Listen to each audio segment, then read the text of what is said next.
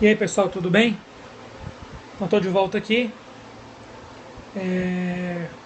Vamos fazer aqui o nosso simulado da ANS. Vamos esperar só mais o pessoal chegar aí. Daqui a pouco a gente começa. Então vamos lá. Anacleto, Lucena, tudo bem? Então, bem-vindo, boa noite. Mari Ferrer, boa noite, bem-vinda. Soliane, bem-vinda. Bruna, bem-vinda. Laca, bem-vinda. Eric, Anadine, boa noite, bem-vindo. Diniz. Vamos lá. Boa noite, Bruna. Bem-vinda aí. Firme, sempre firme na missão. E aí, Monel, tudo bem? Boa noite.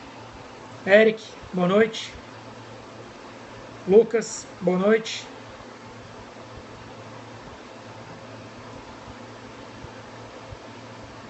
Vamos nessa. Então, primeira coisa, todo mundo que está acompanhando aqui deve ter pego o simulado, né? Quem não pegou o simulado, o que é que vai fazer? Vai ter que baixar depois o arquivo que está lá no grupo de dicas. O nome do grupo está aí hoje no Facebook, está hoje aqui no Periscope, né? E aí você baixa e depois assiste o vídeo. Antes de você assistir o vídeo, é bom que você tenha feito o simulado, para você se testar, tá bom? Então vamos dar início aqui os nossos simulados. Então a gente vai bater aqui o edital da ANS, né? Eu estou aqui com o gabarito, né? E eu vou comentar o gabarito. Mas na verdade eu não fiz os comentários por escrito, os comentários vão ficar em vídeo. E aí quem porventura depois não tiver aqui no Periscope e for assistir depois, que tiver no YouTube, vai ter que, primeira coisa, pegar o arquivo lá no grupo de dicas. Então vamos para o que interessa. Então a primeira questão aqui é a seguinte: julgue os itens a seguir sobre princípios orçamentários.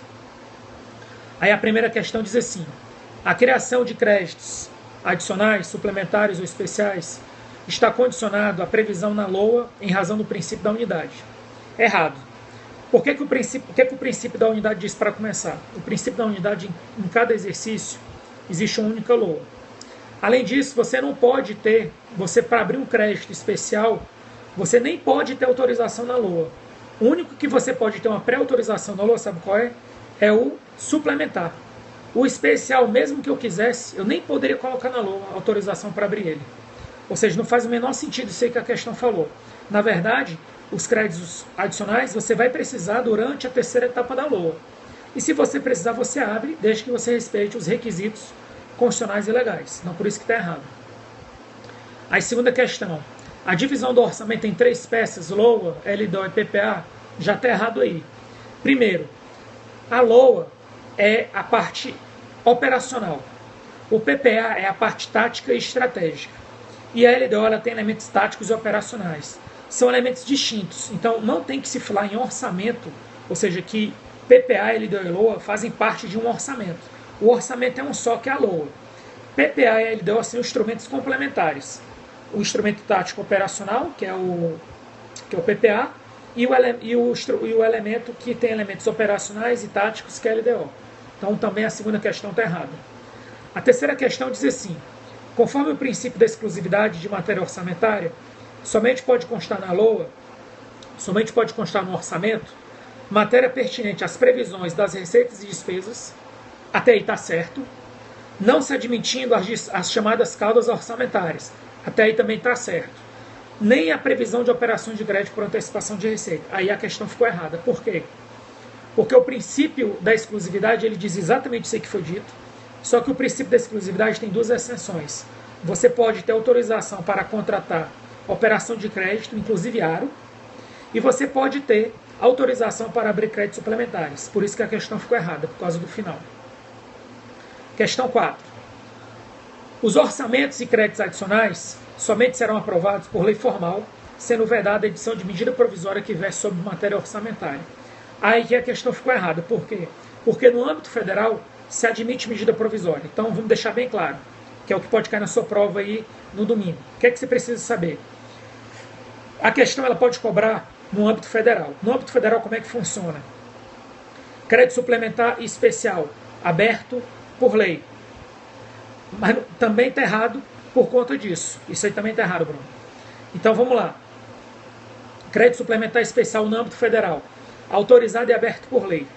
No âmbito federal, crédito extraordinário, medida provisória. Agora preste atenção no que eu vou falar. No âmbito estadual e municipal, crédito suplementar especial, autorizado por lei e aberto por decreto. E o crédito extraordinário, autorizado, não precisa de autorização, é aberto diretamente por decreto. É isso. Vamos agora para a questão 5. O orçamento deve atender a determinados princípios, entre os quais da unidade, universalidade, anualidade, proibição do estorno, não afetação de receita e exclusividade de matéria orçamentária. Todos esses são princípios orçamentários. Tranquilo. Aí vamos lá, vamos para a questão 6. Essa questão 6 é interessante porque ela já foi cobrada, inclusive, na forma de questão subjetiva, questão discursiva, que é o seguinte: o orçamento moderno caracteriza por ser um instrumento de controle político. Tem esse princípio aqui, proibição do estorno. Proibição do estorno é um princípio que o CESP admitiu como certo?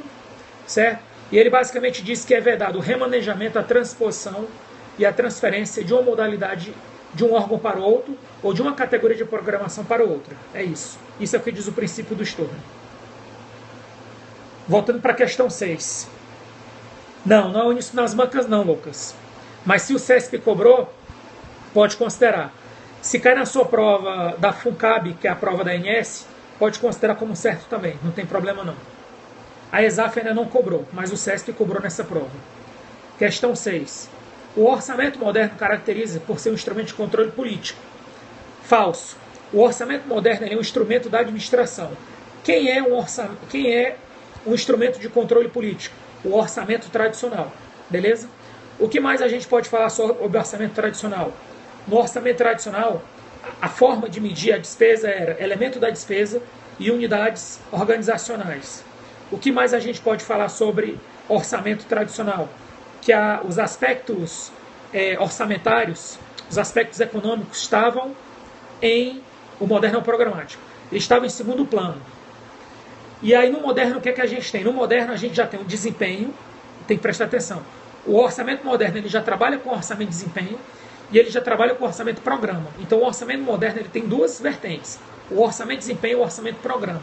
Ambos, tanto o desempenho quanto o programa, eles tinham como ênfase ser um instrumento da administração. Tá bom? Vamos para a questão 7. As necessidades financeiras das unidades organizacionais são consideradas na elaboração do orçamento denominado clássico ou tradicional. Resposta: certo. Por quê? Porque o orçamento clássico ou tradicional ele usava como base as unidades organizacionais. Então isso aí está certo. Questão 8. Segundo a Constituição Federal, a peça do sistema de planejamento que condiciona a elaboração dos planos e programas nacionais, regionais e setoriais é a LDO. Falso. Primeiro, quem pode instituir planos nacionais, regionais e setoriais? Apenas a União. Por meio de quê? Por meio de lei, de iniciativa do Executivo. Quem tem que estar de acordo com quem? É os planos nacionais, regionais e setoriais com o PPA ou o PPA com os planos nacionais, regionais e setoriais? São os planos nacionais, regionais e setoriais que às vezes têm 10 anos, 15 anos, 20 anos, que tem que estar compatíveis com o PPA. Por isso que a questão está errada, porque ela mete a LDO na jogada. Vamos lá. A descentralização orçamentária representa uma transferência do direito de uso do crédito pela unidade cedente, que continua detentora do crédito. Certo. Isso é importante, porque já caiu uma questão dizendo se o poder pela propriedade do crédito passava para quem recebia. Não. A unidade que concede, ela continua tendo domínio sobre o crédito. Ela só concedeu o uso. Por que ela tem um domínio? Porque a qualquer momento ela pode cancelar o crédito. Então por isso que o poder, no final das contas, continua sendo de quem concedeu. Isso pode cair de novo em outra prova futura. Questão 10. Atualmente o PPA organiza-se em categorias denominadas ações, com foco na organização da atuação do governo nos níveis estratégicos. Isso aqui é uma questão interessante. Ó. No PPA você não tem ações. Ações são operacionais. Então as ações estão aonde? As ações estão na LOA. Você não encontra ações mais no PPA. O último PPA que tinha ações era o PPA 2008-2011. Então se você quiser procurar ações, está na LOA. Você não encontra ações orçamentárias no PPA. No PPA você encontra o quê? Programas temáticos e programa de gestão, manutenção e serviço. E aí os programas temáticos eles têm subdivisões, eles têm objetivos e iniciativas, e tem metas. Basicamente é isso. Questão 11. O anexo de metas fiscais que integra a LDO abrange um período de 4 exercícios financeiros. Essa questão aqui ela foi dúbia, ela foi considerada certa. Qual é a questão? É que a LDO, no anexo de metas fiscais, você tem 3 exercícios para frente. O exercício de referência e os 2 subsequentes. Só que você também considera 3 exercícios para trás, porque você faz a avaliação dos 3 exercícios anteriores. Ele não falou na questão se ele estava se referindo aos exercícios para frente ou para trás. Por isso que quando eu digo que abrange um período de 4 anos, na verdade abrange um período de 6 anos, porque eu considero 3 anos para trás e 3 anos para frente. Por isso que a questão está certa. Questão difícil essa daí. A LOA anual, a Lei Orçamentária Anual, deve definir o montante da reserva de contingência em percentual da receita corrente líquida, bem como a sua forma de utilização. Falso. Quem faz isso é a LDO, Lei de Diretrizes Orçamentárias. Vamos agora para a questão 13. A dívida ativa representa débitos do ente público perante a terceiros. Falso. Isso é a dívida passiva. A dívida ativa representa créditos perante terceiros. Questão 14. Constitui receita orçamentária o superávit do orçamento corrente resultante do balançamento do total das receitas e despesas. Presta atenção. Olha o que eu vou falar aqui. Vou fazer uma simulaçãozinha. Qualquer coisa você assiste o vídeo de novo. Mas eu vou explicar uma vez. Imagine que você tem 700 mil de receita corrente. E imagine que você tem 300 mil de receita de capital. E imagine que você tem 500 mil de receita de despesa corrente e 500 mil de despesa de capital. Aí eu te pergunto, quem é o seu superávit do orçamento corrente? 700 mil menos 500 mil, ou seja, eu tenho 200 mil de superávit do orçamento corrente. Agora me diga uma coisa, como é que está a sua relação de receita de capital para despesa de capital? Você tem um déficit, porque você tem 300 mil de receita de capital e você tem 500 mil de despesa de capital. Quem vai pagar essa despesa de capital? O superávit do orçamento corrente. Então, o superávit do orçamento corrente é um indicador contábil que serve para mostrar o que você vai pegar de receita que sobrou de receita corrente, a sobra, e você vai pagar de despesa de capital. Por isso que ele é considerado receita de capital. Certo? Mas daí você dizer que ele é parte, que ele é uma receita orçamentária, isso está errado. Ele é uma receita de capital porque ele é usado para pagar despesas de capital. Mas ele não é receita orçamentária porque a receita orçamentária são apenas o quê? Receita corrente e receita de capital. Foi muita informação, mas você tem a oportunidade de assistir o vídeo novamente, então sem problema. Questão 15. Os valores obtidos a partir da venda de imóvel, isso eu respondi. Os valores obtidos a partir da venda de imóvel pertencente à União, são classificados como receita de capital. Verdadeiro. São receitas de alienação de bem. Inclusive no fórum, eu usei esse mesmo exemplo, se você lembrar. Eu acho que eu só mudei o valor da despesa corrente de capital. Então, questão 15, certo. Alienação de bens imóveis é receita de capital. Questão 16. As garantias de execução contratual prestadas por empresa contratada pela União, mediante procedimento licitatório, bem como as multas aplicadas em decorrência de inadimplemento contratual, não são receitas públicas. Falso. Primeiro, as multas são receitas correntes do tipo outras. Agora, receitas de depósitos de garantias contratuais são receitas extra-orçamentárias. Professor, como é que eu fico sabendo, como é que eu me garanto numa prova para saber quais são as receitas e despesas orçamentárias e extra-orçamentárias? Aqui eu vou cortar caminho. Eu vou dizer o seguinte, veja o vídeo que eu coloquei no YouTube. Tem um vídeo no YouTube que explica isso aí direitinho. Então, para você dominar a receita e despesa extra-orçamentária, você tem que dominar a dívida flutuante. Quem está ligado no que eu estou falando é porque já assistiu o vídeo, ou já assistiu aula comigo, ou viu meu PDF. Quem está viajando nessa parada aí, assiste o meu vídeo no YouTube, que aí você vai desenrolar 100%. Vamos avançar. Questão 17. As receitas patrimoniais constituem receita pública derivada. E delas são exemplos fóruns, laudêmios decorrentes do uso de bens públicos. A primeira parte está errada, a segunda parte está certa. As receitas patrimoniais são receitas originárias.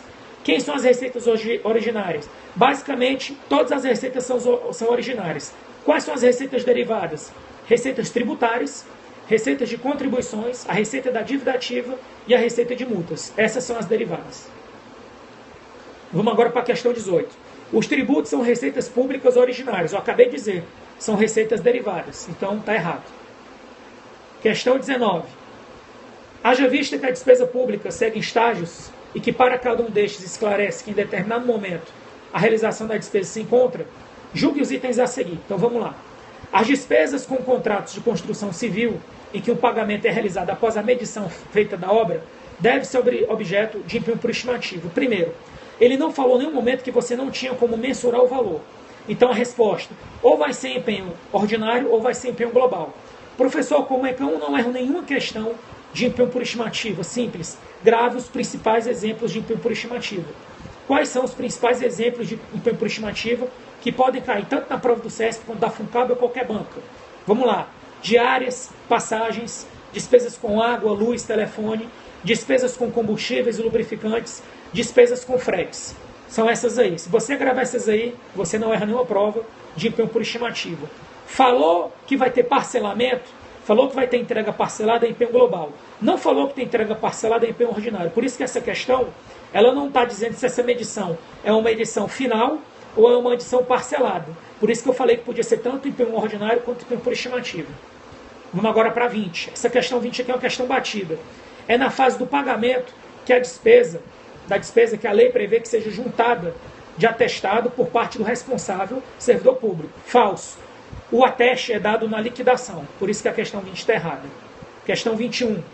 O estágio da despesa pública, que tem por finalidade o comprometimento de parte do orçamento público, aprovado por determinado gasto, é chamado de liquidação.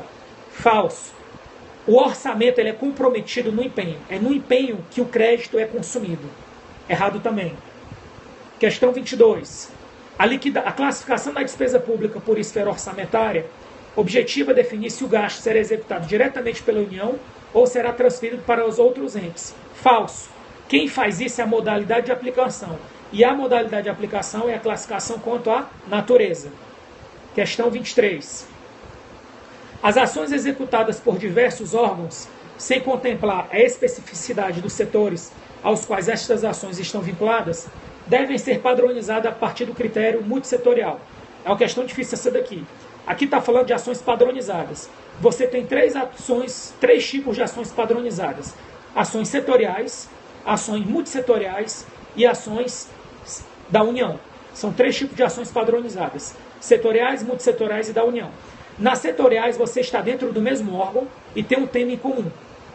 Nas multissetoriais, você tem vários órgãos envolvidos e o mesmo tema em comum. E na União, você não tem um tema em comum. Por que a questão 23 está errada?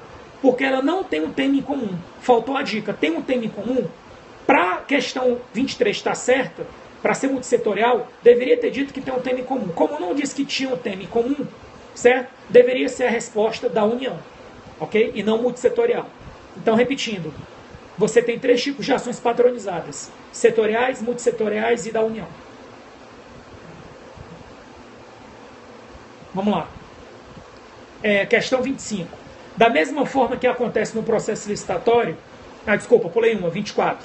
A concessão de suprimento de fundos na esfera federal se dá exclusivamente mediante conta bancária na unidade gestora. Falso. Hoje, o suprimento de fundo ele deve ser usado como regra o cartão de pagamento e não a conta tipo B. Tá bom? Então, deve ser usado o cartão de pagamento e não a conta tipo B. E no cartão de pagamento, você pode usar a modalidade saque. A regra é a modalidade fatura, mas você pode usar a modalidade saque. Questão 25. Da mesma forma que acontece...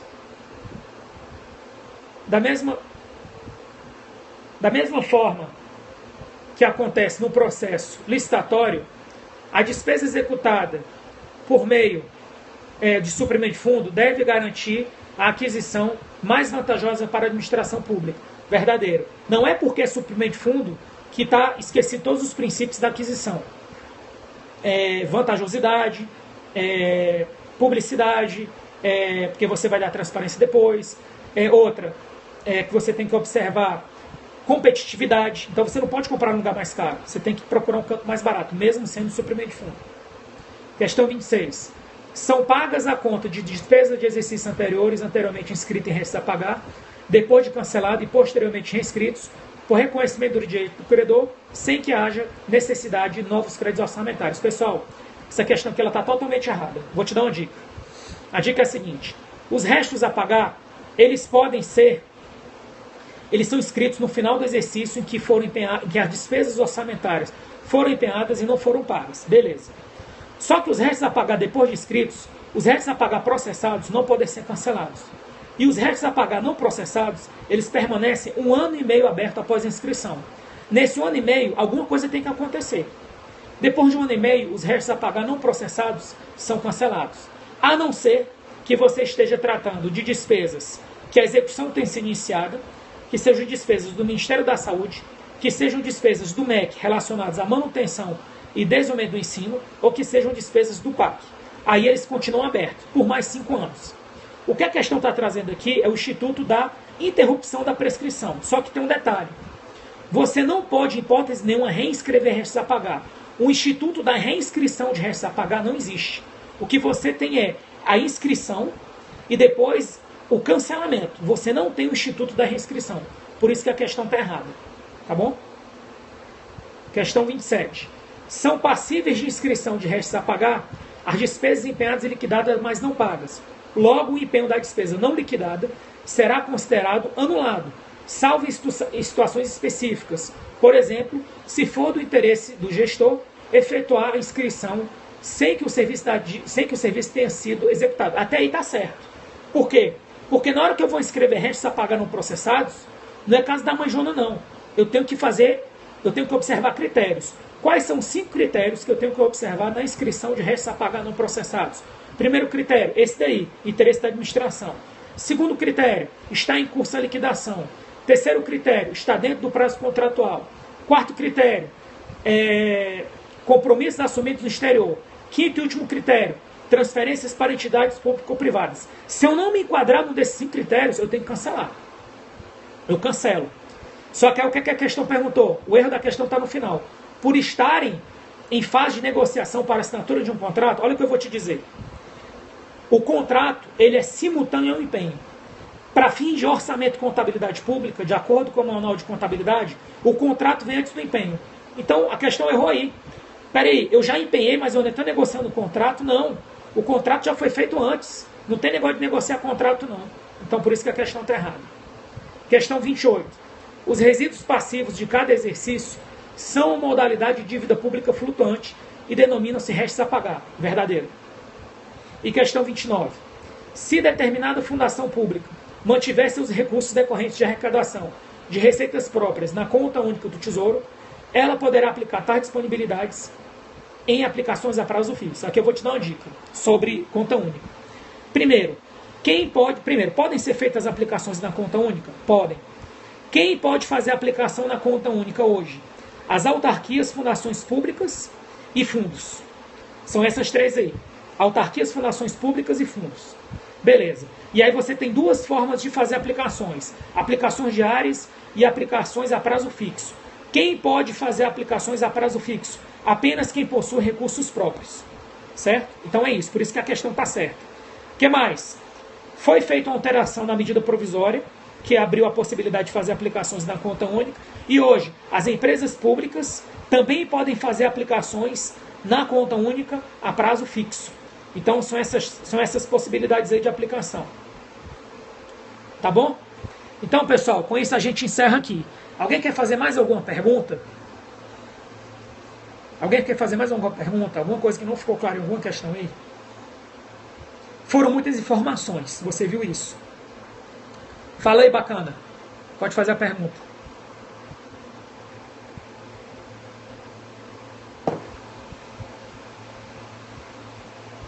Vou dar mais uma dica de conta única. Sim, isso vai estar no YouTube.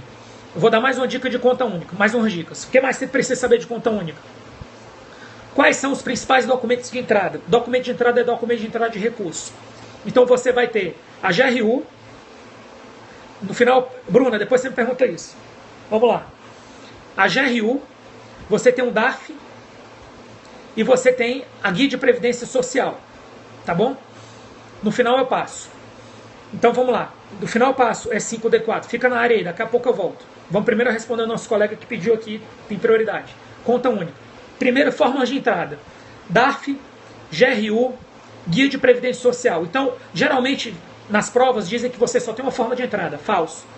Formas de saída de recurso. A que a gente mais conhece é a ordem bancária. Mas você não tem só ordem bancária, você tem nota de lançamento do sistema, que são saídas de recurso para fins de conciliação bancária. Então, você tem vários documentos de entrada e vários documentos de saída.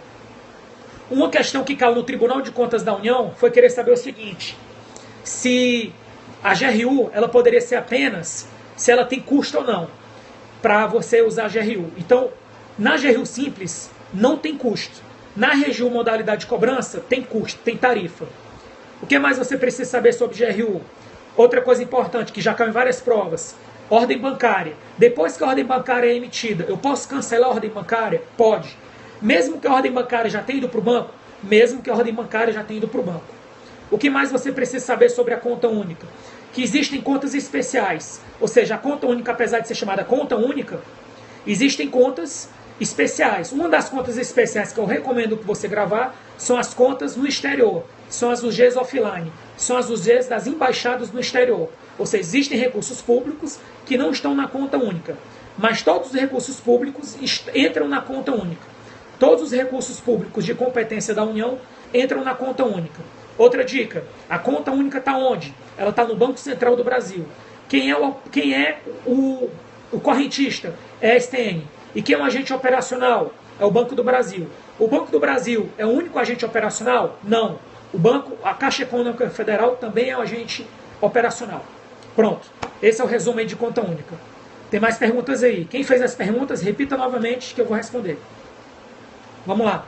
Porque amanhã eu vou dar aula e depois, amanhã, quinta, eu tenho aula, sexta-feira eu vou montar os materiais e sábado eu tenho aula e domingo já é a prova. Bruna, vai lá, pode perguntar. O que mais? Quem sabe, fala na hora. Vamos lá. Quem perguntou se eu dou aula em cursos privados? Sim, eu dou aula em cursos privados. Em breve eu estou lançando mais um curso junto com outros professores. Quem elabora a medida provisória para abertura de crédito extraordinário?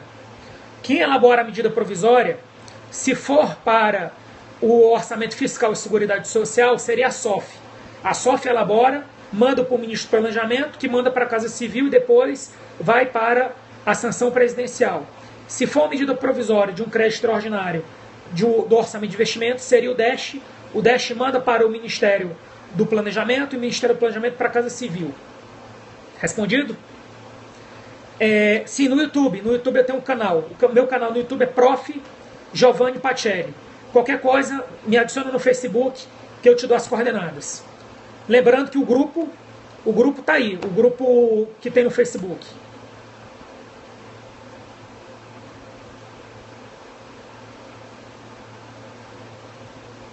Deixa eu ver aqui. As dívidas, repete a pergunta. As dívidas, que dívidas? Repete essa dívida, eu não entendi não ficou clara a pergunta não.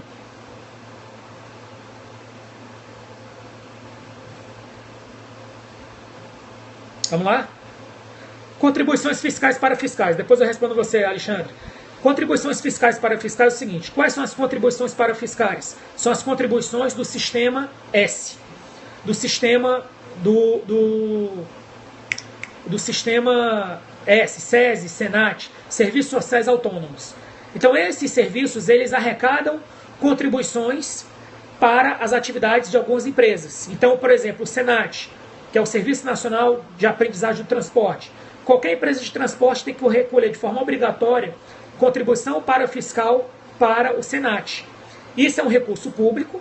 O SENAT deve adotar a contabilidade pública 100%. Esse recurso, apesar de ser público, não está na LOA. Você sabendo disso está bom demais. Aporte financeiro. Olha, se for uma despesa para aporte financeiro dos sistemas atuariais, que é o sistema previdenciário, esse recurso ele vem do orçamento fiscal. Então, a Seguridade Social ela tem déficit. Esse dinheiro vem da onde? Esse dinheiro vem do orçamento fiscal.